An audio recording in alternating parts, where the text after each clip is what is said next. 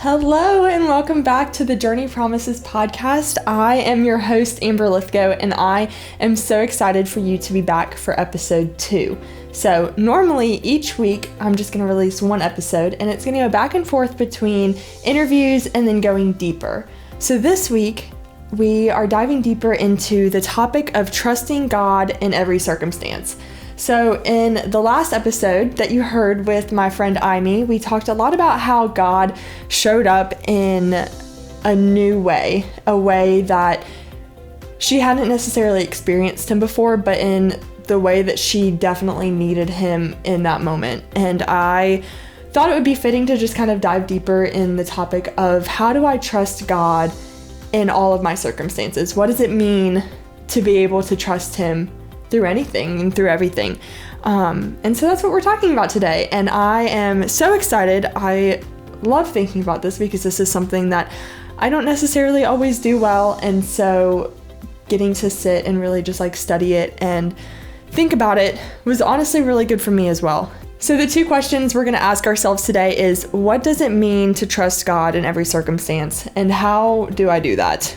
And I think it all comes back to the same question of, do I believe that God is who he says he is? And if I say yes, then my next question would be, then why wouldn't I trust him in every circumstance? And then I think the next question would be, well, who is God? What is his character and why is it trustworthy? And so those are kind of the things that we're going to dive into on today's episode.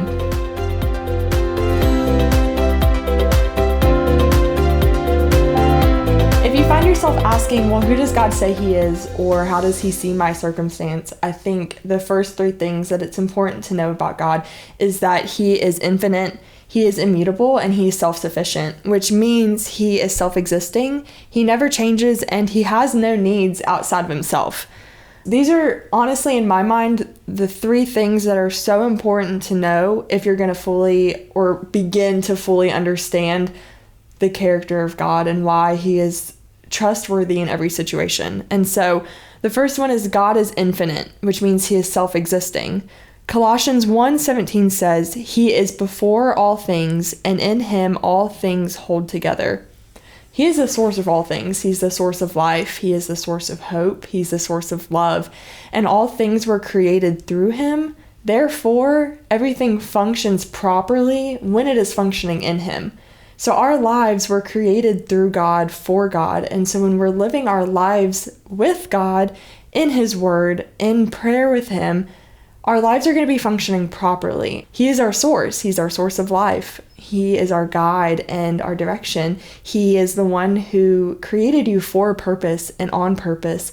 And he has a mission for your life. And it's when we are functioning in that mission and we're functioning with God and in God, we know that if he's working it out for the good of those who he loves. He's working it out for your good. He's working it out for his glory and for his honor. So God is infinite. He's self-existing. God is immutable. He never changes. Hebrews 13:8 says, Jesus Christ is the same yesterday, today, and tomorrow. What does that mean? Well, it means that when we consider other characteristics such as his love, his peace, his hope, his joy, his forgiveness, mercy, grace, all of these things that we know that God is, we can remember that he never changes. His character never changes. And these things are not just things that he does. He doesn't just forgive. He doesn't just love. He doesn't just give peace. He is these things. He is love. He is joy. He is hope. He is forgiveness. And so he will never change from those things, which means we can trust him in those things. We can trust him to love us. We can trust him to forgive us. We can trust him to sustain us. And we can trust him to do those things all the time because he never changes. His character is not going to change. Finally, God is self-sufficient. He's not reliant on anyone or anything else to be who he is. And I think this is probably one of the ones that kind of blew my mind the most and is one of the most important ones to think of. So unlike humans whose feelings are fleeting and shifting depending on their circumstances, whether someone cut them off in traffic that morning or their coffee was cold when they got it from the drive-thru, God's feelings are not dependent on situations, circumstances, or people. So when you consider God, You can consider all three of these things together. He's infinite, he's immutable, and he's self-sufficient. And you can put his other characteristics in with that. Let's consider this in the form of his love. His character never changes, so his love never fails. He is the source of all things, thus he has the ability to give and give abundantly. Not only that, but he's not reliant on anything else but who he is. So his love is self-sufficient and not dependent on what you do or what others say about you. It flows from him and him alone. You can look at that with peace, hope, joy, forgiveness, satisfaction, help. Whatever it is you need from God, he is that for you. He told Israel in the Old Testament, I am who I am. That means God cannot be defined by one simple term. If he had said, I am a mighty warrior, well, who would he be then if we needed the Prince of Peace? If he had said, I am grace, then that would diminish the fact that he also holds wrath over those who do not believe in him. He is who he is. He said, I am who I am because he is sufficient in every circumstance, in every situation. When you consider that, why wouldn't we trust in him? He's not like man who is happy one moment and angry the next, causing all kindness to just go out the window. He's perfect in all of his ways. So let's go back to our first question. How do I trust God in every circumstance? First, you stop and remember what he's done in the past. You go back and you look at your life and you consider all that he's brought you from, all that he's brought you through, and you consider the things that he's done. You remember his goodness. You remember his faithfulness. Second, you consider his character and the truth of what his word says he is and who he is. You consider the fact that he never changes, that he's self-sufficient, that he loves you, that he's there for you. All of these truths that hold true forever and ever because he never changes. Lastly, you remember that his ways are higher than your ways and his wisdom is beyond our imagination. So when things don't necessarily go our way or our dreams don't come true the way we think they do, or that guy didn't work out, or whatever it may be, whatever circumstance you may be facing right now, we remember that God's way and his will is better than ours, whether we understand it fully right now or not.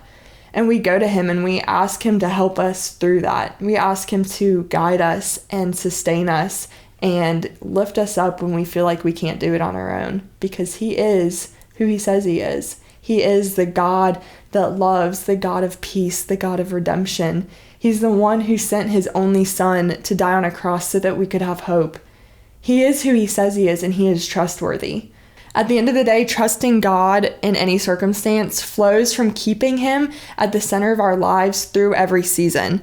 We're not meant to only seek him and enjoy him to give us the things that we think we want, and we're not meant to only seek him when we need him to fix our problems. We're meant to enjoy him for who he is. I think it's so cool when Amy last week had talked about how God showed up in ways that she had never experienced before, through her friends, through her community. He loved her through people.